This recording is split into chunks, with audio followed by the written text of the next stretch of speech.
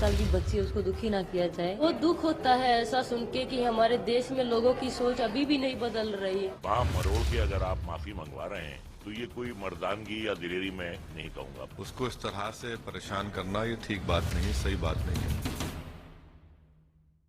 शाम के 5 बज रहे हैं। आप देख रहे हैं देश दिन भर। मैं हूं आपके साथ प्रीति रघुनंदन। शुरुआत बड़ी खबर के साथ। केंद्र सरकार ने कहा है कि अगर जरूरत हुई तो जायरा वसीम को सुरक्षा मुहैया कराई जाएगी।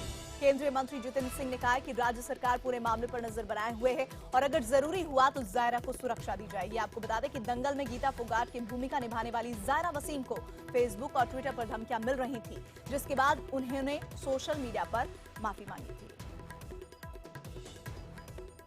प्रदेश सरकार की ओर से हमें ये जानकारी प्राप्त हुई है कि वो सारे घटनाक्रम पर नजर रखे हुए हैं और जो भी उचित कार्रवाई होगी वो करेंगे। यदि कहीं सुरक्षा का विषय होगा तो वो सुरक्षा भी उपलब्ध करवाएंगे, मुहैया करवाएंगे। और केंद्रीय मंत्री वेंकैया नायडू ने भी जायरा को सोशल मीडिया पर धमकी मिलने की आलोचना की है। एक 16 साल का उम्र का लड़की जम्मू कश्मीर से आए, एक अच्छा पॉपुलर सिनेमा में एक्ट किया, एक अच्छा मैसेज दिया और वो अपना स्टेट में जाकर अपना मुख्यमंत्री से मिला। इसमें क्या आपत्तिजनक विषय कोई समझ में नहीं आ रहा। फिर भी कुछ लोगों ने कैंपेन चलाया, मगर सारा देश उनके साथ है। कोलकाता की टीपू सुल्तान मस्जिद के शाही इमाम बरकती ने जायरा को सपोर्ट करते हुए कहा कि पूरा देश उनके साथ खड़ा है। ये तो एक आर्टिफिशियल मामला है, नकली फिल्म का मामला, एंटरटेनमेंट है, खेल कूद है। उसमें जायरा गई, क्या की नहीं की, कुछ कुश्ती उश्ती लड़ी जैसा कि मुझे रिपोर्ट है। तो इसमें उनको एब्यूज करना या उनको उल्टा पुल्टा बोलना, मैं समझता हूं कि ये गलत है और इसकी मैं तायीद नहीं करता।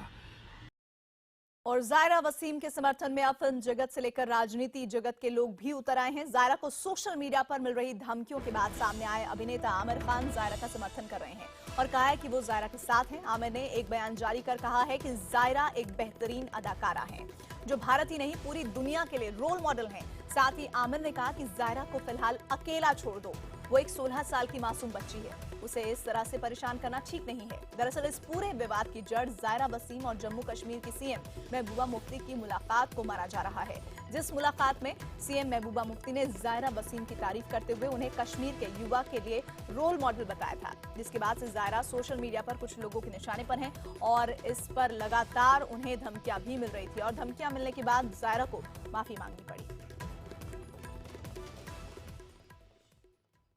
आइए आपको बताते हैं आमिर खान ने अपने बयान में क्या कहा है। आमिर ने कहा है कि मैंने जायरा का बयान पढ़ा और मैं समझ सकता हूं कि उन्हें यह लिखने में किस तरह की पीड़ा सहनी पड़ी होगी। जायरा, मैं आपको बताना चाहता हूं कि हम सब आपके साथ हैं।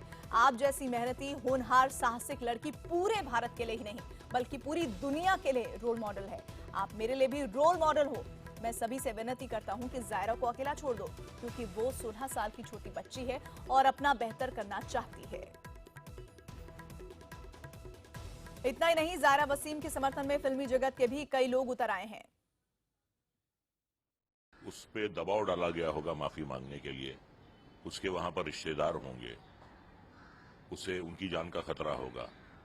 तो इस तरीके से बाह मरोड़ के अगर आप माफी मंगवा रहे हैं तो ये कोई मर्दानगी या दिलेरी मैं नहीं कहूंगा, बहादुरी नहीं कहूंगा।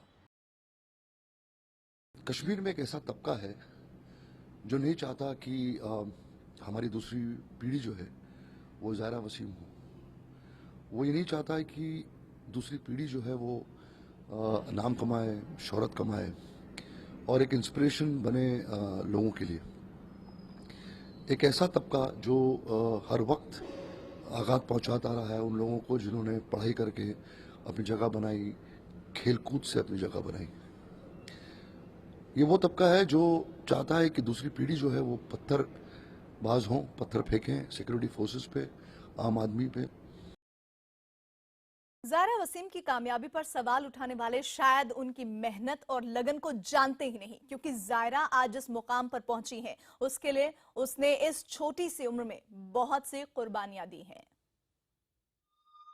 दिल है छोटा सा, छोटी सी आशा, मस्ती भरे मन की भोली सी आशा, चांद तारों को छूने की आशा,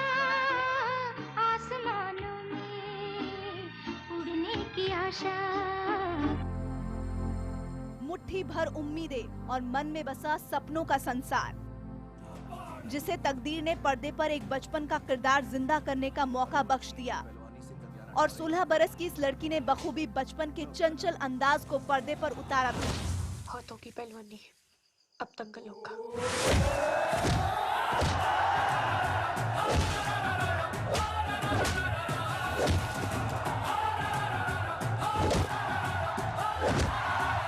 मुझे एक बात हमेशा याद रखना बेटा, अगर सिल्वर जीती तो आज नहीं तो कल लोग तन्ने भूल जाएंगे, गोल्ड जीती तो मिसाल बन जाएगी। दंगल में गीता फोगाट का किरदार निभाने वाली जायरा आज कश्मीर में बीच बहस है। अलगाववादियों और दकियानूसों के बीच उसके फिल्म में काम करने पर बहस छिड़ी है, लेकिन फिल्म के पर्दे तक पहुंचने के लिए जायरा को इसी मानसिकता से लड़ना भी पड़ा। अपने ही परिवार को जायरा ने ये समझाने की कोशिश की कि बचपन की नन्ही उम्मीदों के पंखों को मत कतरो। जायरा के माता पिता नहीं चाहते थे कि वो फिल्म में काम करे, लेकिन आखिरकार उसने उन्हें मना ही लिया। जायरा ने किरदार को निभाने के लिए अपनी शख्सियत की कुर्बानी भी दी। जब उसके लंबे बालों को फिल्मी पहलवानी की भेंट चढ़ना पड़ा तो वो खूब रोई। लेकिन अब समाज एक बच्ची को रोने पर मजबूर कर रहा है, वो बच्ची जो अभी महज 16 साल की है। जायरा सन 2000 में जिस कश्मीर में जन्मी, आज वही कश्मीर उस पर विवाद खड़ा कर रहा है। जायरा श्रीनगर के मिशनरी स्कूल में अपनी पढ़ाई पूरी कर रही हैं और जो सोच उनके फिल्मी करियर को सवालों के बीच खड़ा कर रहा है, उसी सोच के खिलाफ उनकी अगली फिल्म भी है। ये कैसी बात हुई अम्मी? पहले कहती हो कि सो जाओ, फिर कहती हो कि सपने मत देखो। सोने जाऊंगी अम्मी तो ऑटोमेटिकली सपने नहीं आएंगे। और अम्मी सपने देखना तो बेसिक होता है, इतना तो सबको अलाउड होना चाहिए। एक बच्ची जो अपने सपनों को जीना चाहती है, जिसकी उंगलियां गिटार के तारों में सुर निकालती है, जिसकी आवाज में मिसरी घुली है, उसे समाज और परिवार की सोच ही पर्दे के दायरे में कैद कर देती है। सीक्रेट सुपरस्टार में जायरा समाज की बंदिशों में रहकर भी इसी मानसिकता के खिलाफ खड़ी होती है। जो कोई भी ये वीडियो देख रहा है, ये मेरा पहला यूट्यूब वीडियो है। मेरा नाम, मैं आपको अपना नाम नहीं बता सकती।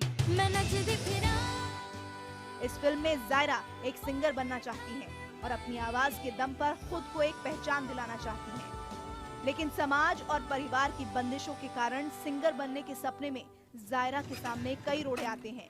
आमिर खान की इस फिल्म में जायरा एक प्रमुख किरदार निभा रही है। जिस जायरा से लोग अब तक अनजान थे, उसे दंगल फिल्म में एक अलग पहचान मिली और दंगल को जीतने के लिए जायरा मेहनत की आंच में खूब तपी भी। छोरी है, समझ के लड़ियो। बस छोरी समझ के ना लड़ियो। निक्कर रोटी शर्ट पहन के आया साइकिल लोन। दंगल के ही गीत को ध्यान में रखकर कहें तो जायरा की मेहनत को ही उनकी किस्मत ने प्रणाम किया।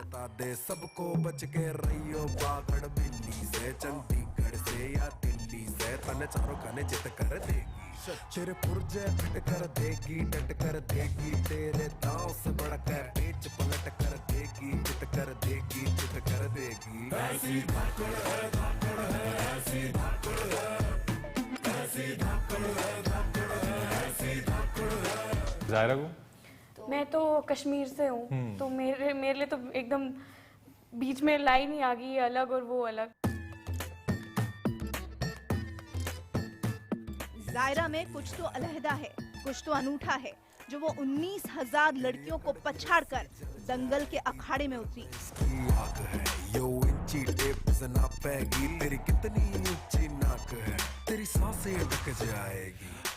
लेकिन आज इस अनोखी को समाज की उसी सोच का शिकार होना पड़ रहा है, जिनके खिलाफ उसने अपने फिल्मी किरदार को जिया है।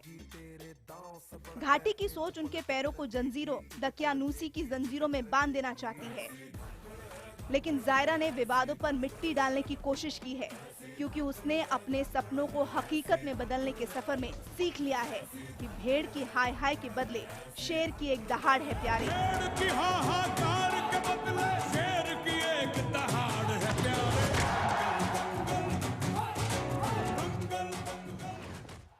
और और इसी के साथ ही एक ब्रेक हम यहाँ पर ले रहे हैं। आप देखते रहिए देश दिन भर।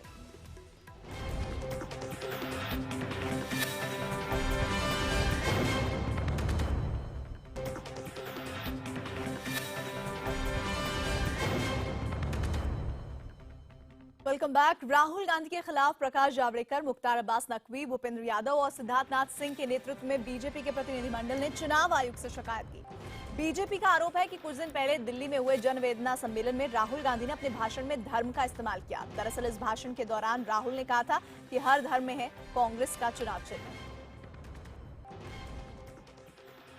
राहुल गांधी ने जिस तरह का बयान दिया वो शुद्ध रूप से पूरे के पूरे चुनाव में सांप्रदायिक फिजा घोलने की, सांप्रदायिक हवा घोलने की साजिश और षड्यंत्र है। स्पष्ट रूप से आदर्श चुनाव आचार संहिता का भी उल्लंघन है और इस पे चुनाव आयोग को कड़े से कड़े कदम और कार्रवाई की जाए और सिंबल को भी सीज किया न जाना चाहिए। चुनाव आयोग में शिकायत के बाद बीजेपी नेता भूपेंद्र यादव से बात की है हमारे सहयोगी विक्रांत यादव ने। बीजेपी डेलीगेशन ने अभी चुनाव आयोग से शिकायत की है राहुल गांधी की। बात करते हैं बीजेपी के वरिष्ठ नेता भूपेंद्र यादव जी से। भूपेंद्र जी, क्या शिकायत की गई है? राहुल गांधी के द्वारा धार्मिक प्रतीकों का उपयोग किया गया और धार्मिक प्रतीकों को सीधा सीधा अपने पार्टी के चुनाव चिन्ह से जोड़ा गया।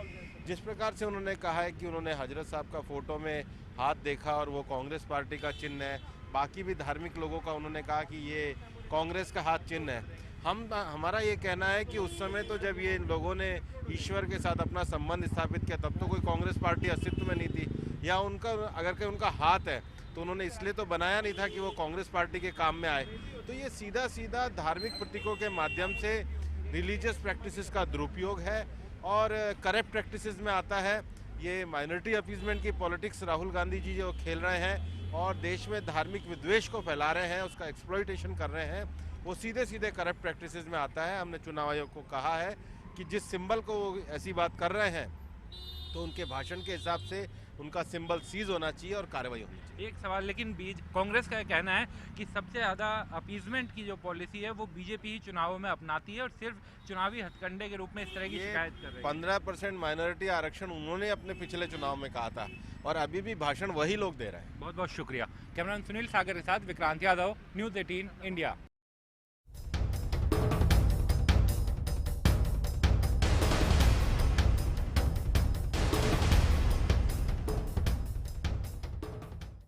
और कांग्रेस अध्यक्ष कैप्टन अमरिंदर सिंह ने आज पटियाला से अपना नामांकन भरा है। पंजाब अध्यक्ष का नामांकन भरने के बाद कैप्टन अमरिंदर सिंह ने पटियाला में रोड शो किया है। इस दौरान न्यूज़ 18 इंडिया से बातचीत करते हुए कहा कि वो पूर्व सेना अध्यक्ष जे सिंह को हराएंगे। पंजाब कांग्रेस के अध्यक्ष कैप्टन अमरिंदर सिंह ने पटियाला से नामांकन पत्र दाखिल कर दिया है और उसके बाद वो एक शक्ति प्रदर्शन कर रहे हैं। सर, जनरल को हराएंगे? जरूर हराएंगे।